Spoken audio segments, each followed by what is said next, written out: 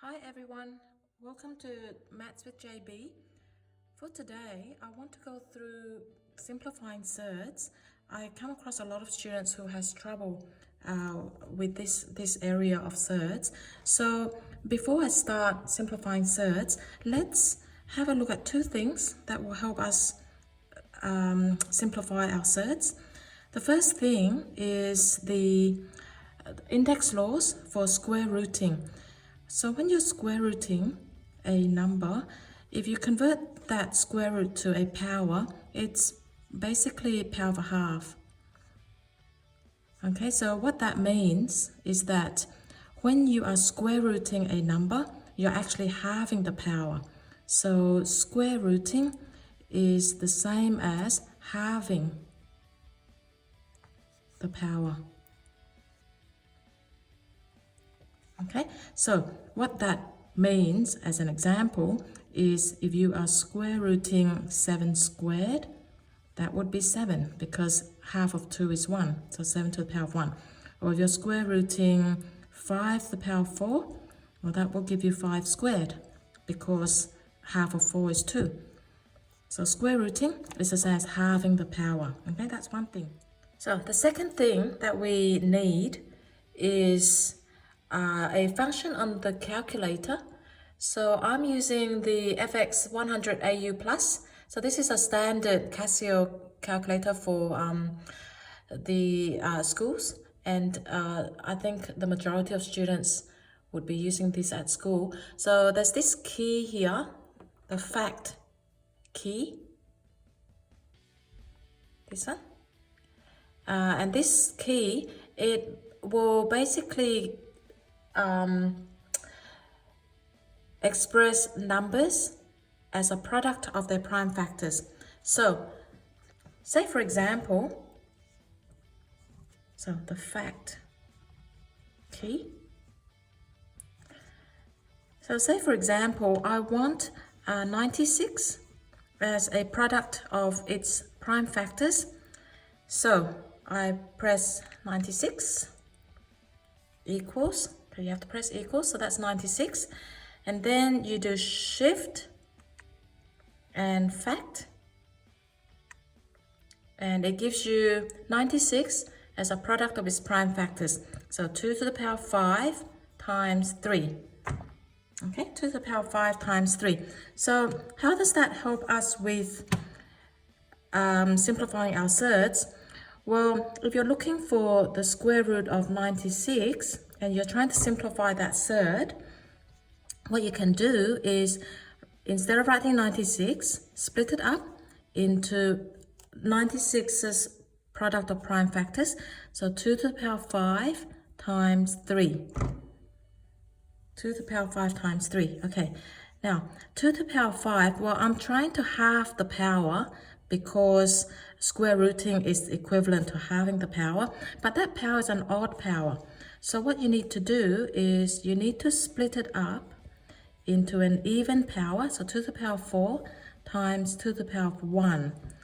Now remember, when you times, you add the powers, so that's 4 plus 1, which is 5. So you split the 2 to the power of 5 up into 2 to the power of 4 times 2 to the power of 1, and we still have that 3 there. Okay, so that 2 with an even power, we can now square root it. So 2 to the power of 4 times, okay, these ones here, we can't really get a whole number when we square root it, so we will leave it separate on this one.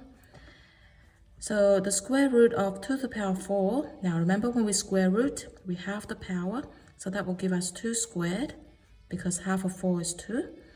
And this bit here stays inside the surd. 2 times 3 is 6. So altogether, we've got 2 to the power of 4 times root 6. Now, of course, 2 to the power of 2, which is 4, times root 6. So 4 root 6. Now we're ready to do some simplifying surds.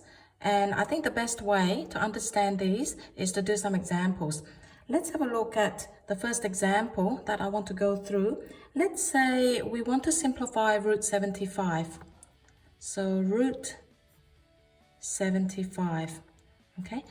Now, root 75, to simplify this, we need to look for two numbers that times to give you 75. Okay, so these two numbers times to give you 75. And one of these numbers have to be a perfect square number. So we need to find our perfect square numbers using the fact function. So let's enter 75, press equals, and then shift fact, and we get 3 times 5 squared. So write 75 as 3 times 5 squared. So 5 squared times 3. So I put the 5 squared first before the 3 because it's easier to put the whole number in front of the surd, okay? So 5 squared times 3. Now split them up. So 5 squared times 3. So root 5 squared times root 3. When you square root, of course, we have that power. So that becomes 5 to the power of 1. And the times is invisible. Root 3. Okay, so 5 to the power 1, root 3. Of course, we don't have to write that 1 out. So it's 5 root 3. Okay, so that's the first example. Now the second one, what if there's a number in front of the surd? So say for example, if I want to simplify minus 3 root 252. Minus 3 root 252. So keep that minus 3 for now, keep that separate while we simplify this root 252. Right, 252 as two numbers times to give you 252, and one of them has to be a square number. Okay, so let's use the fact button. So 252 equals, and then shift fact. You get 2 squared times 3 squared times 7. 2 squared times 3 squared times 7. So in this case, we got two perfect square numbers, which is totally fine. We square root both of them. So minus 3 stays the same for now. Square root, that 2 squared is 2 to the 1, times the square root of 3 squared is 3 to the 1. And that root 7 stays as a surd.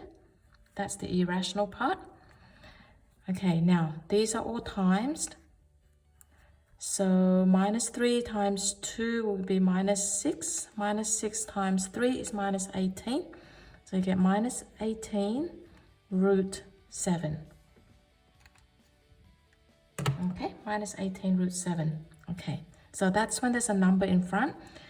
Basically, you just simplify the surds as normal, and then you times that number at the front with whatever whole numbers you get from the simplified surd. Right, so that's the second example. Now, the third example, I'm just going to scroll up. So the third example, example 3. Sometimes students have trouble with when the numbers in front is a fraction. So say for example, something like 3 over 14 root 245, for example. 245. Okay, so 3 over 14. Now there's invisible times in the middle there. So with a fraction at the front, treat it exactly like if it's a whole number at the front. You do it the same way, okay?